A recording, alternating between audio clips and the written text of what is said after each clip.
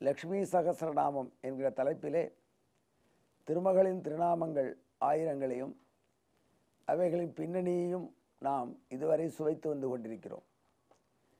224 திருநாமங்களின் பின்னணியை பார்த்தோம். இன்று 225வது திருநாமம்.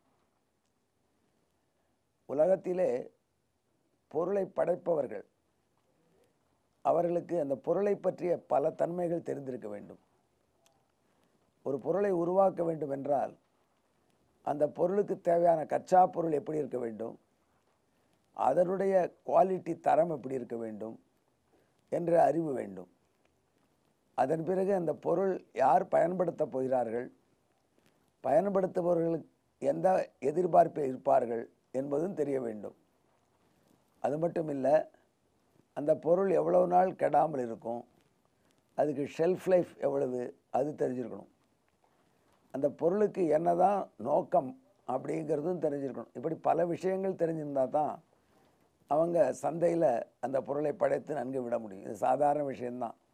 இதை போய் லக்ஷ்மி சஹஸ்ரநாமத்தில் எதுக்கு இப்போ சொல்கிறீங்க, நீங்கள் ப்ரொடக்ஷன் இன்ஜினியரிங் பற்றி ஏன் சொல்கிறீங்கன்னு சில பேர் கேட்பாங்க.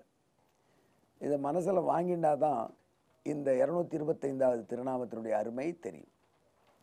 அதாவது லக்ஷ்மி தேவி இந்த திருநாமத்தை எந்த அடிப்படையில் பெறுகிறாள் என்பதற்காக இதை நாம் சொன்னதை ஒரு உதாரணம் சொல்லி நன்கு காண்பிப்போம். உதாரணம்னு சொன்னால் சரி, காலையில் இருக்குது ஒரு சிற்றுண்டி உதாரணம் கொடுப்போமே. ஒரு ரவா உப்புமா செய்யணும்னா அதுக்கு ரவை வாங்கணும். நம்ம வீட்டில் ஆண் பிள்ளைகளுக்கு தெரியும், மனைவிமார்கள் சொல்லுவாங்க, நல்ல நல்ல ஸ்டோரில் வாங்கிட்டு வாங்க, பழைய ரவை வாங்கிட்டு வந்துடாதீங்க, புழு நெளிஞ்ச ரவை வாங்கிட்டு வராதிங்க, குவாலிட்டி நல்லா இருக்கணும் அப்படின்னு ரவைக்கு ஏகப்பட்ட கண்டிஷன் போடுவாங்க. நல்ல பிராண்டு, டபுள் ரோஸ்டட் அப்படி கொண்டு வாங்கன்னு சொல்லுவாங்க. இப்படி அந்த பொருளை படைப்பவர்களுக்கு பொருளை பற்றிய பல விஷயங்கள் தெரிய வேண்டி வருகிறது. அப்போ தான் அந்த பொருள் சரியாக படைக்க முடியும். அதுமாதிரி இந்த உலகத்தை எல்லாம் படைக்கக்கூடிய இறைவன் இறைவி அவர்கள் ஏன் படைக்கிறோம் இந்த உலகத்தை என்ற அறிவு அவர்களுக்கு தெரியா இருக்கணும் இல்லையா? இந்த உலகத்தை படைத்து, இந்த உலகத்தை படைப்பதுன்னா என்ன, உலகம் என்பது என்றும் அழிவதில்லை. என்னையா திடீர் இப்படி சொல்கிற, பிரளயத்தில் அழியறதுன்னு சொல்கிறாங்களே அப்படின்னா, நிறைய தடவை நம்ம சொல்லியிருக்கோம். அதாவது தங்க நகையை அழித்து விலையை அழித்து நீங்கள் வந்து நெக்லஸ் பண்ணுங்கன்னு சொல்லும் பொழுது அந்த தங்கம் அதே தங்கம் தான் இருக்குது, அதோட ஷேப்பு தான் மாறுறது. அதை போல் உலகத்தை படைப்பது என்பது இறைவன் அந்த உலகத்தில் நுட்பமான நுண்ணிய நிலையில் இருக்கக்கூடிய பொருளை கொஞ்சம் விரிவான நிலைக்கு கொண்டு வரான். அந்த ஜீவாத்மாக்கள்னு சொல்லக்கூடிய அறிவுள்ள நம்மை அச்சேதனங்கள் என்று அறிவில்லாத பொருளோடு இணைத்து நமக்கு உடலை கொடுக்குறான். இதுதான் படைப்பு. உண்மையிலேயே புதுசாக இல்லாமல் வரல, இருப்பதனுடைய நிலை மாறி வருகிறது.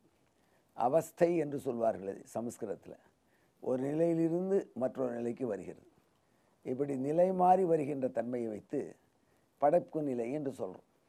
அப்போது இந்த ஜீவாத்மா இதுவரைக்கும் என்ன காரியம் செஞ்சுருக்கு, அது செஞ்ச காரியத்துக்கு ஏற்றபடி இப்போ அடுத்த பிறவி தரணும்.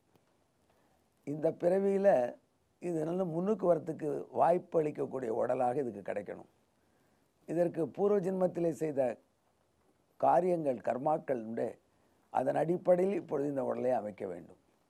இது எந்த இடத்திலே பிறக்க வேண்டும், எந்த குடும்பத்திலே பிறக்க வேண்டும், எத்தகைய உடம்போடு இருக்க வேண்டும், விலங்காக இருக்க வேண்டுமா, மரமாக இருக்க வேண்டுமா என்றெல்லாம் அதனுடைய புண்ணிய பாபங்களுடைய அடிப்படையில் ஏற்பாடு செய்யணும்.